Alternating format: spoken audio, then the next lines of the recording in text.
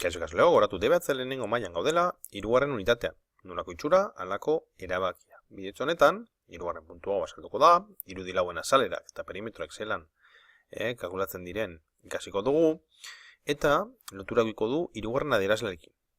Irudilauen azalera eta perimetroak kalkulatzen ikastea. Hirugar, bat. Azalera kalkulatzeko bi aukera egongo dira, bat formula erabiliz, edota irudia deskonposatuz. Eta beti emaitza eman behar esango dugu unitate egokian.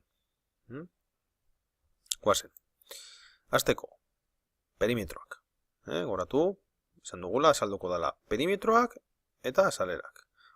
Bai perimetro eta bai azaleren formulak, hemen daude. Tablatzo honetan daude. Perimetroak hemen eta azalerak hemen. Poligono motaren arabera. Guazen, perimetrotara. Poligono baten perimetroa bere alde guztien luzeren batuketa izango da. Hemen, poligono bat dugu.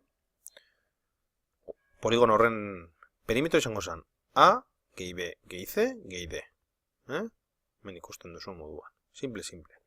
Bera goaz, hemen ikusiko ditugu ikur desberdinak, baina beti da bardina. Hemen izango zen, hau, gehi hau, ez da besterik. Hemen, hau, gehi hau, gertatzen dena, jartzen dugula lau biderra. Azkenean, karatu batean alde guztia berdina direlako. Taz, A, gehi lau biderra. Laukizuzun batean, bia gehi bibe. Hau, eta hau berdinak direlako. Binaka berdinak dira. Hortaz, bia gehi bibe. Errombo batean, laura berdinak dira, hortaz, karatuan egiten genuen moduan, erromboidean bia gehi bia, laukizuzunan egiten genuen moduan, eta bar. Baina azkenean, gogoratu perimetro izango dela, alde guztien batura. Salbuespen bakarra, zirkunferentzia izango da. Zirkunferentziaren kasuan, erradioa, bider pi, bider bi. Hau da, perimetro izango da, bi bider pi, bider erra. Hemen dago, azalpena. Azaleren kasuan, azalera bat izango da, eremu itxi batek,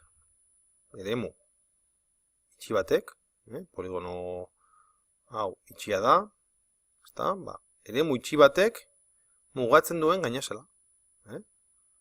Gainazala hau izango zen. Karratu honen aldeen baitan, geratzen da gainazala. Zeren araberako izango da? Poligono horren neurrien araberakoa. Hau, bat metro izan beharrean, 5 metrokoa da, gainazala handiago izango da, noski. Normalean, azalera metro karatutan neurtzen da. Sentimetrotan jartzen badugu hau, eta hau, sentimetro karatu izango da. Bi aukera egongo dira. Erregularrak edo irregularrak. Erregularren kasuan oso erraz egiten da.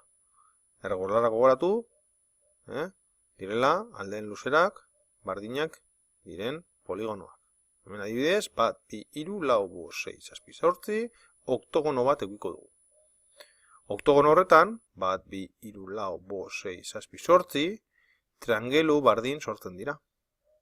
Triangelu horren azalera neurtzen badugu eta zortzirekin biderkatzen badugu, oktogono horren azalera totala kalkulatuko genuke.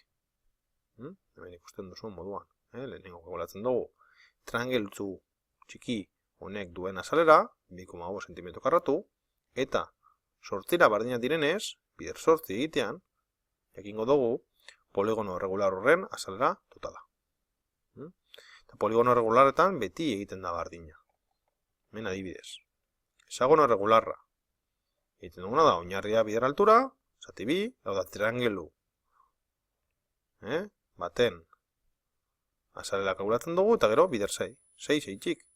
6 triangelu desberdin sortzen direlako hexagon honen barruan. Oktogonarekin bardin, aldatzen den gauza bakarra da, 6 hau. Oktogonaren kasuan 8. Pentagonoa izango bazan, bider 5.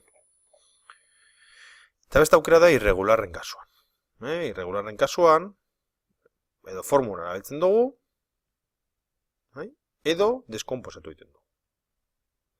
formula erabiltzen badugu, hemen adibidez, trapezio bat dugu, hortaz trapezioaren formula erabiltzen dugu, trapezioaren formula hemen dago, azalera izango litzateke, oinarri handia, gehi oinarri txikia, bider altura, zati bi. Oinarri handia, gehi oinarri txikia, bider altura, zati bi. Hortaz, oinarri handia lau, oinarri txikia iru. Lau gehi iru, zazpi. Bider altura bi, amalau, zati bi, zazpi zentimetro karratu izango zen, trapezioaren azalera. Beste aukera bat izango zen, trapezioaren formula erabili beharrean, trapezio hori zatitzea lauki zuzen eta triangelo batean. Hortaz, kalkulatzen dugu lauki zuzen honen azalera, oinarria bider altura, 6 cm karratu, eta triangeloaren azalera. Bat, bider bi, bi, zati bi, bat. Hortaz, hau 6 cm karratu, eta hau bat cm karratu. Biak gehituta, 7 cm karratu. Hortaz, moduan, emaitza bardina da. Hau, zuzenagoa da, hemen kalkulu gehiago egin behar da. Hemen, gogoratu, formula guztiak daudela.